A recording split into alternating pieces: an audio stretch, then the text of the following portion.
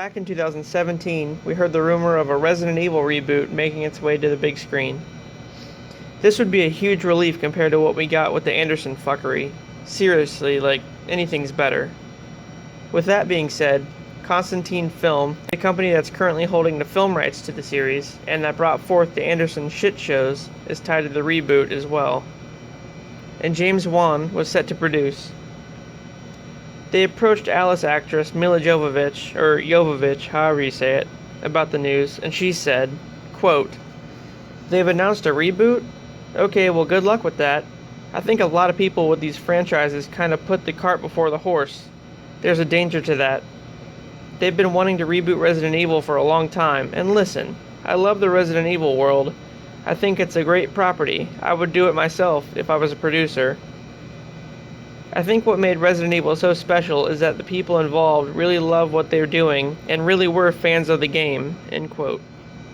The people involved had no fucking idea what the game was even about, apparently.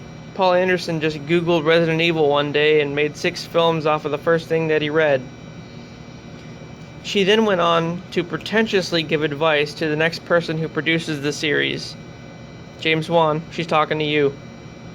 Quote, "I would suggest that you find people that have the same passion for the property before you talk about reboots. I think if you get into this kind of genre, people are very sensitive to fakes. There's some real fans in the sci-fi action horror world, and they're not idiots. They can smell when something is done because people love it, and when something is done just to monetize an opportunity." Huh, that's a pot calling the kettle black there, isn't it? Then, in late 2018, it was revealed that a script had been written for the project, heavily influenced by the games. You hear that, Paul? Heavily influenced. Greg Russo wrote the script and handed it off to producer James Wan. All they needed was a director. He stated that he took most of his influence from Resident Evil 7, which isn't exactly what I wanted to hear, but at least he knows the source material. A month later, they landed director Johannes Roberts, who pretty much rewrote the script, and production for the film was set for some time in 2019.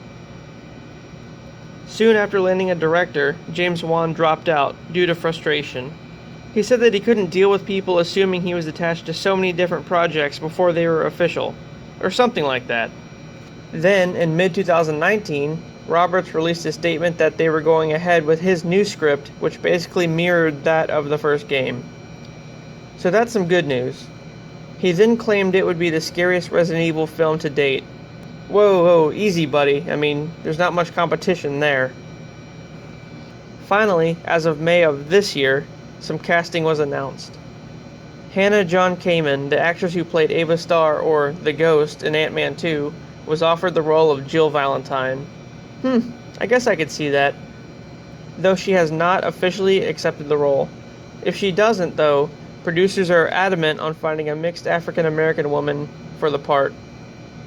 Maze Runner actress Kaya Scodelario is up for Claire Redfield, with Titan's Brenton Thwaites as Chris.